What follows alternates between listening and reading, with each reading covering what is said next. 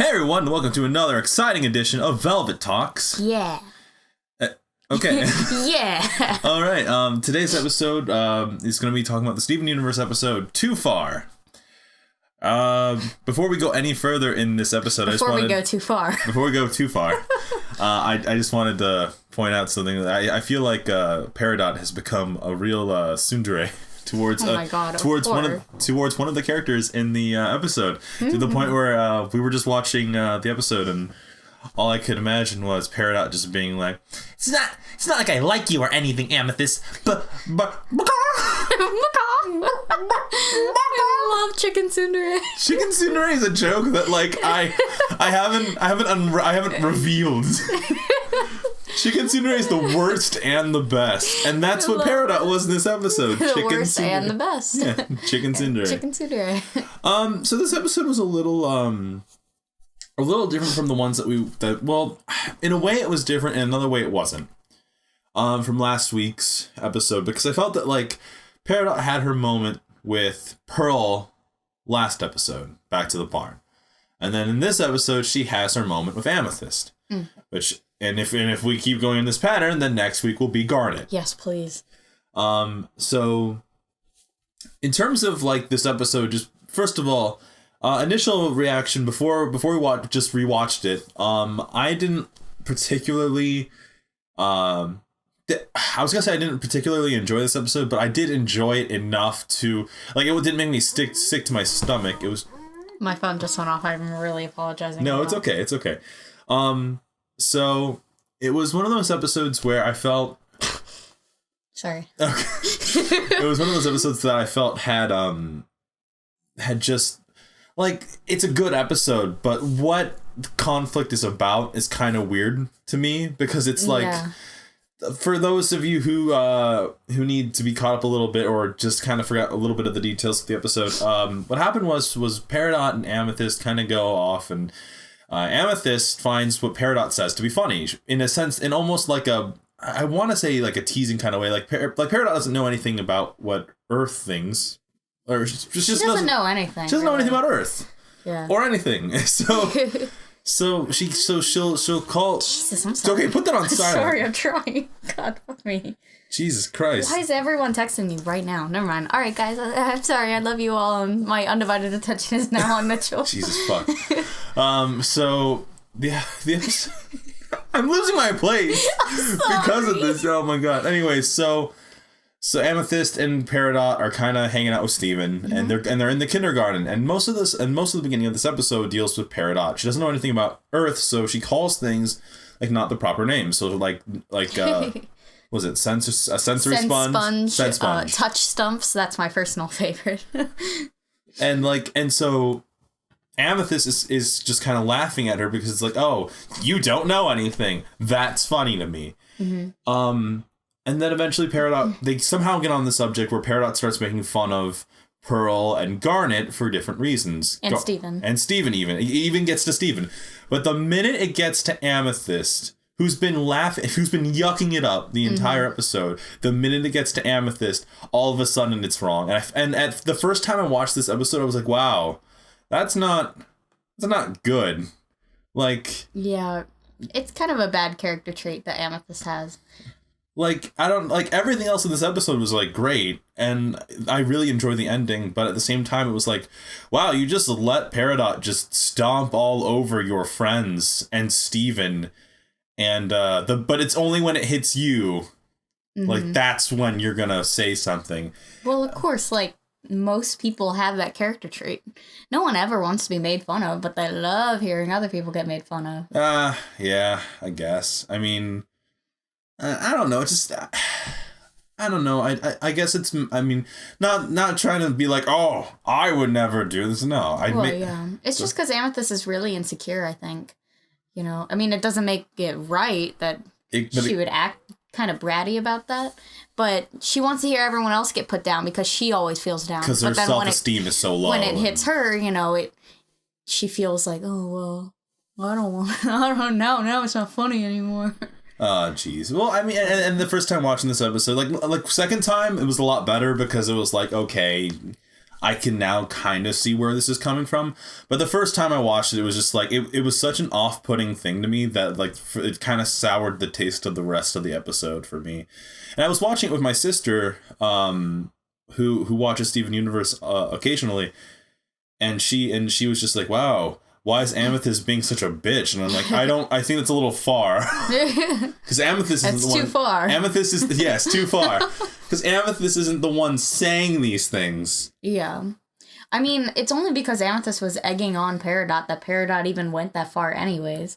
So, I don't know, because Peridot doesn't know any better. She doesn't know what's mean or not mean. How could she possibly know how Amethyst would feel about any of that? Because what it seemed like to her was that saying things about other people is funny. And she wanted to be funny because she wants to be cool in front of the high-ranking gem. And it's just, that's super real, man. I mean, in the sense that, like, it's just, I mean, the jokes that were made in this episode were spot on. Like, everything else in this episode was really good. Peridot's so cute. Peridot is she's climbing the ranks. Tell me I'm funny. She's so cute. She's climbing the ranks of favorite character in my mind. She's starting to catch up to Lapis. I would love for them Lapis captured the heart, like the second first episode she was in. The moment I saw her, I was like, this is it. This is my woman. Well, I feel like a big part of that was like she's the first other gem you meet. Well, yeah, there's also that wow factor. And in this episode, we find out a lot more about Amethyst. It is confirmed that she's not how she is really supposed to be. She's supposed to be a little bit more Jasper/Rose-esque. Yeah, that was a weird thing to hear, that Amethyst is supposed to be a quartz, and that they classify, I guess quartz are just like larger gems. Larger and higher ranking. Amethyst is, if she was in Homeworld, she would be a lot higher ranking. And if she was taller, she would be higher ranking too. So it's just one of those weird, it's an episode in which the subtle details that are there gave you a lot to work with now painting the picture of this world. Mm-hmm. Like, just Amethyst is the exact opposite of what she was supposed to be. In Peridot's eyes, what she was supposed to be. Mm-hmm. Where Amethyst is like, big, broad, muscular, Herculean gems. Not that she doesn't, like, transform into that anyways whenever she's wrestling. Why doesn't she just stay... the purple puma? Yeah, why doesn't she do that if she wants to be so tall? Because Amethyst seems so, like, bitter about not looking that way. Steven Universe is one of those series where it's like some things are brought up or some things are said and then it doesn't get dealt with until like a later, like in a little minor details that don't get like dealt with like until a little later. Mm-hmm. Like the Sea Spire is a great example of that. That big failure that, well, in Steven's eyes, that huge failure when one of the first missions he ever went on. Yeah. And then it's revealed later that it was a test, and like little details do pop up later on. I wonder if Amethyst's attitude to like her, if just Amethyst's attitude will be in later episodes.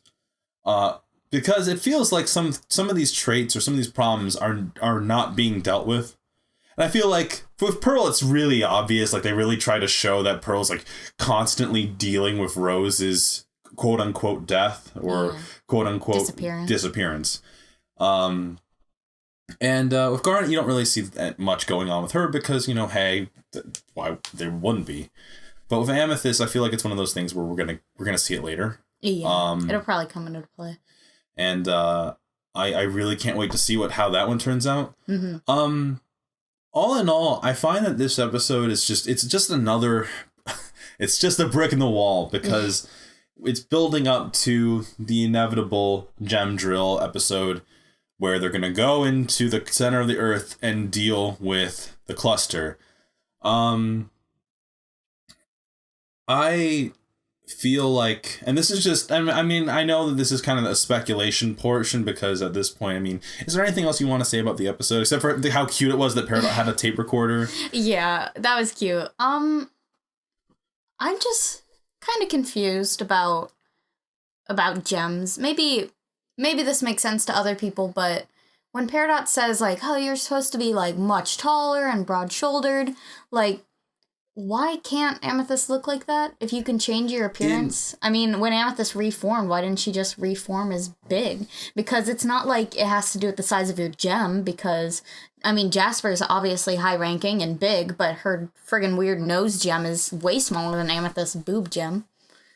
I feel like a lot of that boils down to... A lot of that just boils down to, like... It's just a lot we don't know about. Like, I know that one of the YouTube commenters, I think in one of the not when it rains, but the episode before that, where Peridot shows up, it was like the first Velvet Talk we did. They were talking about body mass and how when gems reform, or when gems reform, like they appear a certain way, and obviously that can be true, but then what is the purple puma? Because that's not like her being stretched or anything. That's just her being a lot bigger. Like, she has even more body mass then.